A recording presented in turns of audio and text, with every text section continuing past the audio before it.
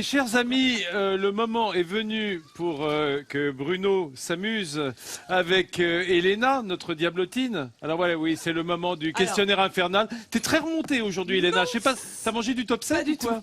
tout. Ça va. Je vais manger tout à l'heure avec toi. Non seulement Bruno, mais aussi Mathieu. Je ne m'appelle pas top 7. Mathieu également. Mathieu, tu peux jouer et vous tous ici sur Mathieu. le plateau. Hein, tiens, il y a un petit jeune derrière moi. J'espère qu'il aura la réponse à cette première question. Attention. Savez-vous qui est Sainte Bernadette d'Honfleur? Un bateau. Ah, il y a un jeune qui a la réponse apparemment. Ah, alors, viens, comment tu t'appelles? Marco. Et alors, Marco, c'est quoi Sainte Bernadette d'Honfleur? C'est qui? C'est quoi? Chaloupe crevettière. Oh là là là là là là! Mais bravo, effectivement, c'est la dernière chaloupe, tu es fort, crevettière, ici à Honfleur, qu'on voyait à l'époque souvent sur les tableaux des impressionnistes, mais que l'on ne voit plus malheureusement maintenant sur l'eau. Alors, l'histoire de Sainte Bernadette était impressionnante. Première mise à l'eau en 1926. Oh, elle ramène ses crevettes. 1944, bam, une bombe, elle a failli disparaître, très endommagée sur le flanc. Elle est retapée par un nouveau propriétaire qui s'appelle Jacques et qui la baptise alors Bernadette, du nom de sa femme. Et là, elle est retapée.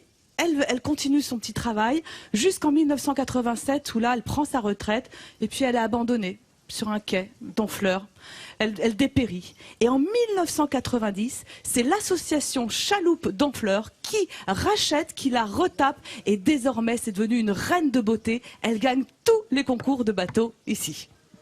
Bravo, Elena.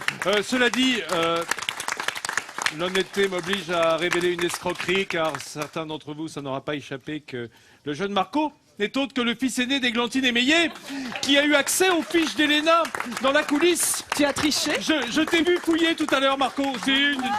Non. J'étais J'ai même bravo. bluffé de se savoir. Il est très fort. Alors, toujours à Honfleur, savez-vous où l'on peut croiser à la fois François Sagan et Charles Baudelaire? Dans une librairie, peut-être? Non? Ah non? Ah bon. J'ai l'impression que j'en sais... Pardon? Dans un musée. Non? Pas Écomoville? Personne ne sait? Non? Mais au jardin des personnalités, voyons! Très beau jardin de 10 hectares qui longe l'estuaire de la Seine. Vous y croisez donc, voici François Sagan, il y a Charles Baudelaire, on peut aussi y trouver Michel Serrault, Éric Satie, le compositeur, Charles Quint, Alphonse Allais, Eugène Boudin, Claude Monet. Enfin, c'est l'endroit où il faut quoi. se balader.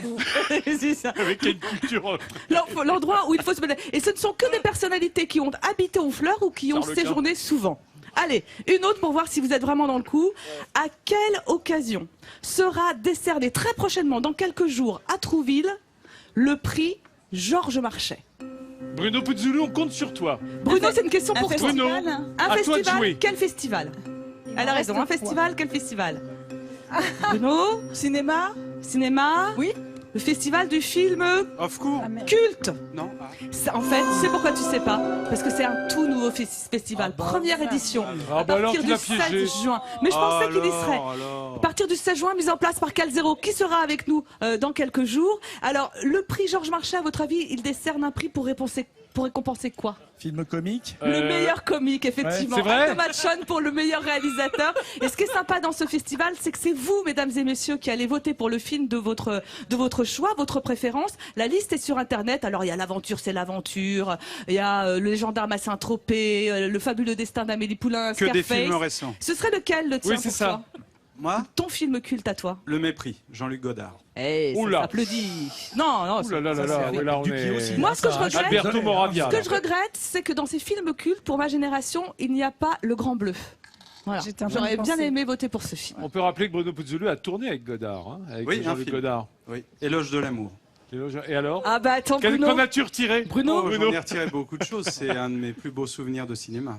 C'est vrai? Oui, de très loin. Oui. Ah, ouais, alors là, Eh, carrément, Bruno oui. Éloge de l'amour. Ah non, mais arrêtez maintenant, hein, vous deux. Hein. Moi, je vous surveille. Hein. De toute façon, on les a mis chacun d'un côté du plateau, c'est pour des raisons... Bon alors, il y aura Joe Star, Rocco Siffredi, Ariel Dombal qui seront là. Ah bah, des grands comédiens. Ça c'est du culte. C'est culte aussi. Hein. Merci, Elena. Bah, tu vas aller ranger ta chambre et te calmer un petit D'accord. peu, prendre une douche froide et revenir. Allez, Les à tout de bûchettes, suite. les bûchettes. Merci, Elena. Bon, les